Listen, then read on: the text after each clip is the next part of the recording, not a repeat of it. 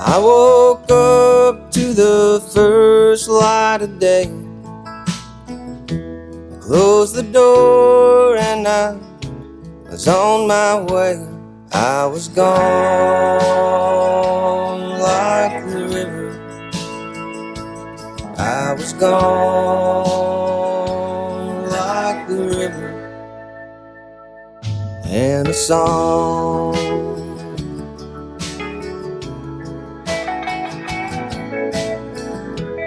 those who love me and those who care, you'll understand why I can't be there. I'll be gone like the river, I'll be gone like the river. And a song,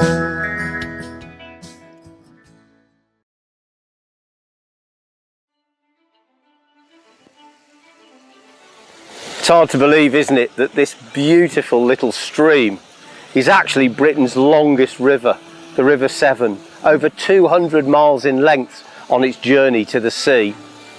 But everything has to start somewhere, and the River Severn starts on Mount Plinlimmon in Wales. The precise source is very difficult to identify. It's basically an anonymous peat bog on top of the mountain, and there small trickles of water join together until they become a stream like this, the upper part of the River Severn, before it makes its way down on a short journey to the mighty Clywedog Reservoir, which terminates in a very big dam. When it flows out of Clywedog, it becomes that single piece of water, that identifiable River Severn, and then its journey continues and it gathers in size all the way down until it meets the sea in the Bristol Channel. My love affair with the River Severn began when I was just 7 years old. Up until that time, the family fishing trips had been to ponds, lakes and the Midlands canals. But when I caught my first glimpse of the lower Severn at Grimley, I was literally hooked. At that time we were living in Stourbridge, in the heart of the Black Country, and the journey to the river took an age. A few hours on the river in the evening, ledgering huge chunks of luncheon meat for Barbel and Chub, was about as exciting as fishing gets.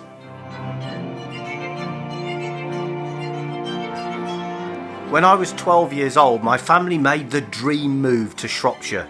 My parents bought a cottage in the heart of the middle reaches of the Severn, and it boasted river frontage. Right from the outset, I fell in love with Shropshire and its rolling hills. Shropshire, it seems to me, is a quintessentially English county, a classic blend of magnificent landscapes and quaint market towns. It's the backdrop to some of the most inspiring and fishy stretches of the River Severn.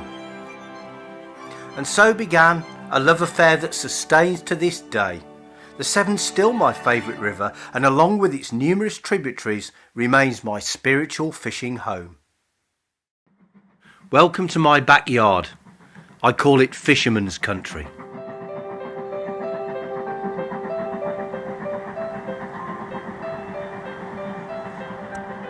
I love fishing in the autumn and the winter. It's a really interesting time. You come to the river, often the conditions are less than ideal. It's either freezing cold or pouring with rain, there's mud everywhere. But there's something really nice about being out in those raw, cold conditions and then walking back from the river. And quite often I can just walk back to my cottage and sit there in front of a nice warm log fire. So for my first fishing trip of the autumn, the target's going to be a fish that the Severn has been synonymous with since I was a young boy, the barbel. This isn't a big barbel, but they're amazingly strong. Now let's just pause it there for a second. The trip didn't exactly get off to the best start though, or at least not in terms of my own comfort. It coincided with the first big flood of the year.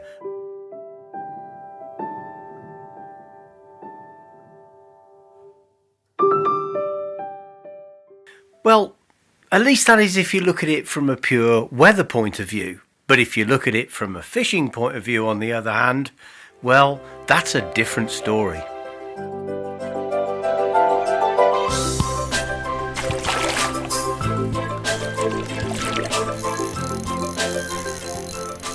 Oh, the fish is coming up now. It's fought all the way up. That racing current. It's chocolate coloured water. There's leaves bouncing off it. It's quite interesting. In the flood water, they change colour. They get much more washed out and pale.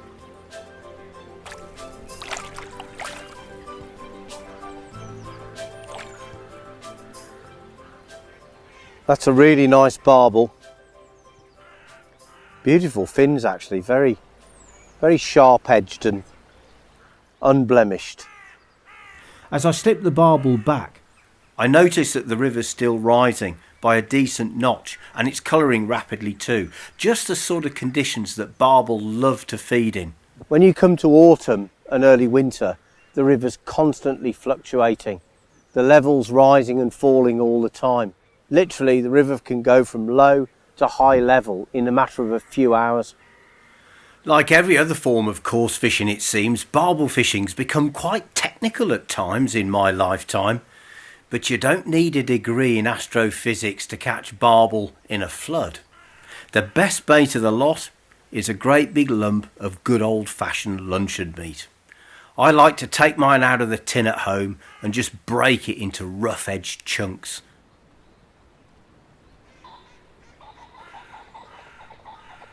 So it's a realistic target to say that from the middle reaches of the river this winter period, I would like to get a double. Ah yes, the double figure barbel. Oh, that's a cracking fish. A barbel weighing more than 10 pounds Yes, is a got it. terrific fish from any river. Well, that's a nice one. And this is just the sort of day when one could turn up. And as the only fisherman on that stretch of the river, it felt so special just to be there at a time when the timing was absolutely perfect. Yeah, it's a really lovely fish. I don't think it's quite the double figure fish, but it isn't far away. It's certainly a fish of about 9 pounds, 8 3/4 to maybe 9.5. It's in that region. Just as the light is fading from the sky and it's getting almost too dark to film. Well, this feels like another good fish. It's just not got any frantic runs, it's just a lot of weight. But having said that, the river's really flooding now. There's a lot of water going down this valley. Train's on its way up the track. You can hear it huffing and puffing in the distance. And this barbel's huffing and puffing down below.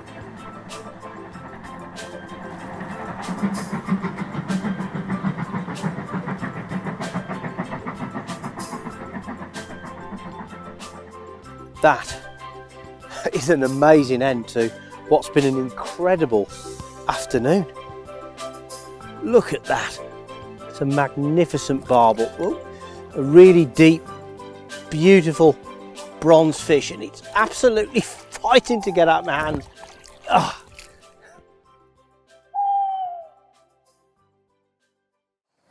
The perfect fishing day for me begins with an early morning fry up on the bank.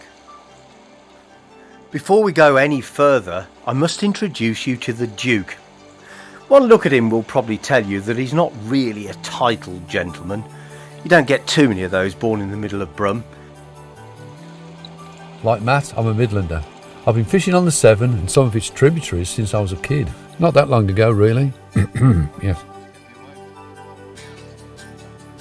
Unlike some fishing friends, Mick and myself don't have a fierce rivalry. Ever since we met, we've always fished and worked as a team. And over the years, I suppose, we've been quite successful at fishing, that is. In other areas of life, we both had our moments. What's the highlight of your scene? This, eating outside with my old mate, having a bacon and sausage sandwich. Generally, we tend to discuss the most important things in life, such as where you drank your first pint of beer. We both cherish the fishing days we have together. It doesn't matter about the fish or the weather. Sometimes we don't even get a bite, and yet we can still declare it a great day. That's your branch. Oh, well. That's a nice one, well done. That's the biggest one I've I caught. think that's your best, isn't That's it? my best branch all day, mate. Yeah, well done. Do you want to measure it, or It's certainly a metre long. we'll call it a metre? A metre, I'll give you Right, that. put it Yeah. in a logbook. Yeah. You've just wrapped it all back round your line. What you want to do is throw it in and you can catch it again, but I don't. But you know me, Matt. Being a purist, It doesn't count. I won't count a repeat capture. No. Stormy October, when the leaves spin from the trees and towering clouds race across stormy skies. As October progresses, the softness of September seems but a distant memory. Typical Hayes. He gets the double-figure fish when I'm not there. Still, at least he was able to film it. A few days earlier, I fished on a high river. MH couldn't fish that day. I did, though.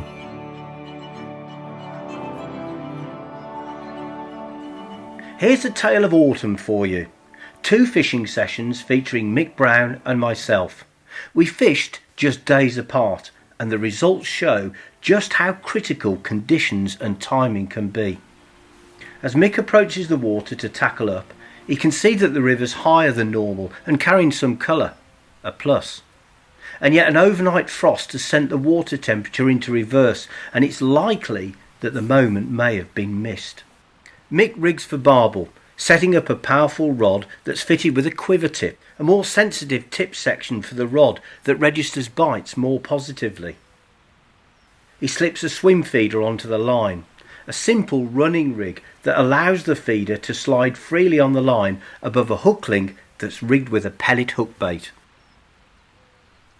To complement the rig, Mick mixes some ground bait that's basically pellet in powdered form. He hopes that the strong aroma of the pellet ground bait will interest the barbel.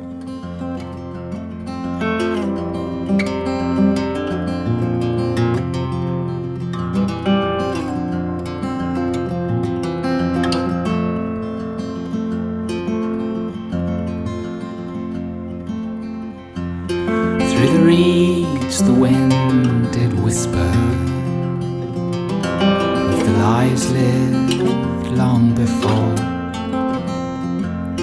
Across the sea the sun lay dying in the robes that the evening wore.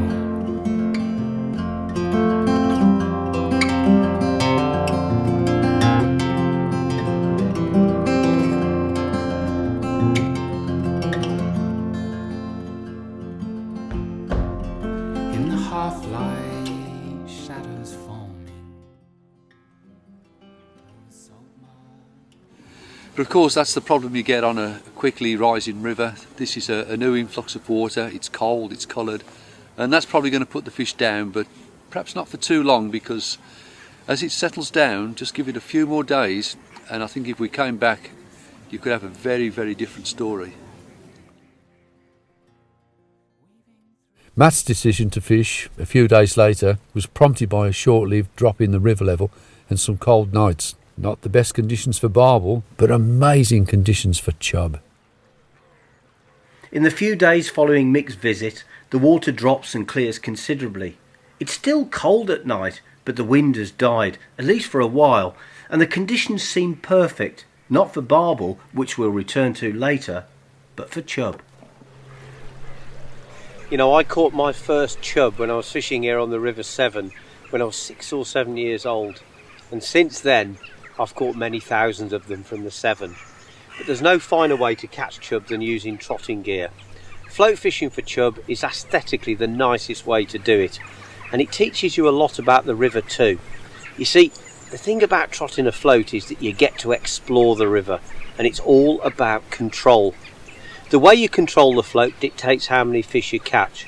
Sometimes you'll be easing it through the swim, and then maybe a few seconds later you'll let it speed up a little bit. Sometimes if you hold the float back hard, it'll make the bait flutter and wave in the current, and there are times when the chub find that absolutely irresistible.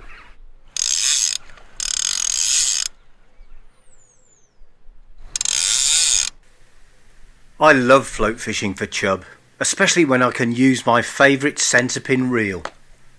I rummage around in the float box and I choose a chunky stick float with plenty of capacity to carry a group of bulk shot. The idea being to stabilise the bread flake hook bait near the bottom as it trips through the swim.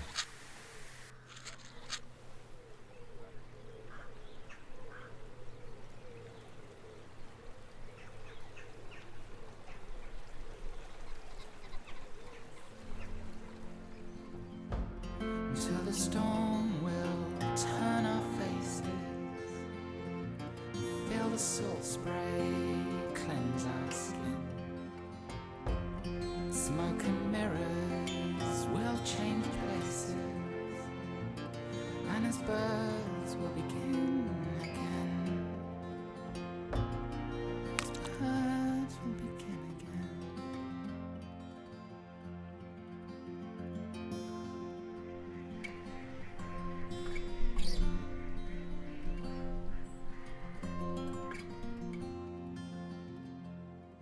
This is the stuff. Lovely chub bait this.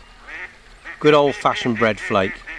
Squeeze it round the shank of the hook, pinch it like that. Don't worry about all these ragged edges. They'll break off in the current and attract the chub into the swim. Super bait.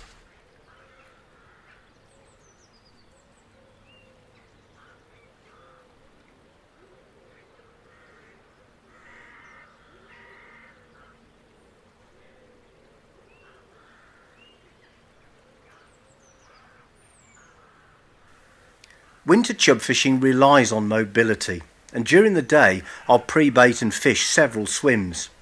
I don't expect to catch chub in every one, and some spots I'll fish more than once in short, concentrated bursts. If the chub are in the mood and I don't scare them, it won't be long before the float buries and the rod tip jags to the pull of a good fish.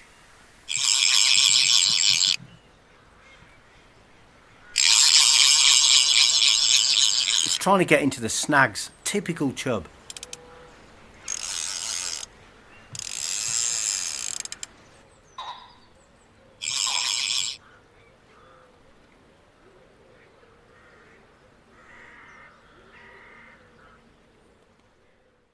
My first chub on that November afternoon was an absolute beauty. As I slipped it back, I took time to admire the fish. It was certainly well over 5 pounds in weight. Typical of Hayes. You know, if he fell through the roof of Marks and Spencer's, he'd come out wearing a suit.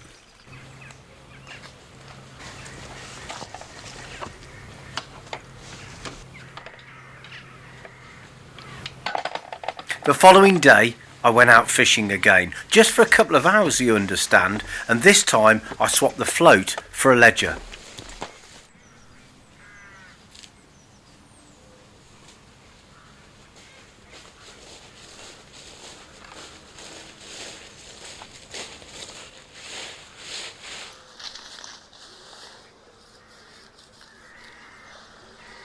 Well, this is what it's all about for me, chub fishing.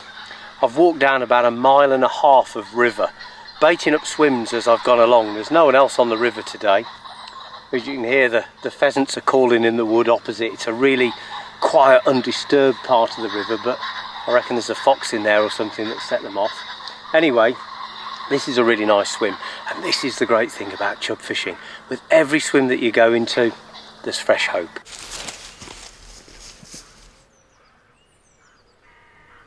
There's always been an affinity between me and chub. I don't know why really, it's just a species of fish that I've always enjoyed catching.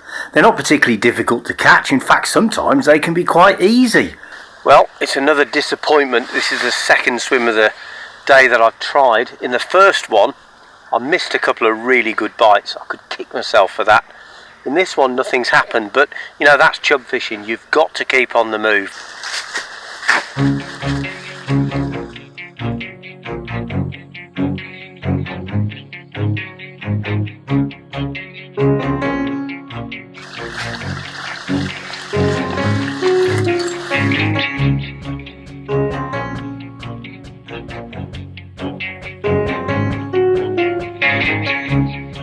Isaac Walton described the chub as the fearfulest of fishes. If you creep around, keep a low profile, you'll be very, very successful. And most of them were in mint condition too, with really beautiful scales and sharp edge fins. It was a wonderful couple of days, spent plying my trade with ledger and float, fishing for chub here and there, baiting swims and wandering the river, covering a few miles in a typical day. But it was all worth it.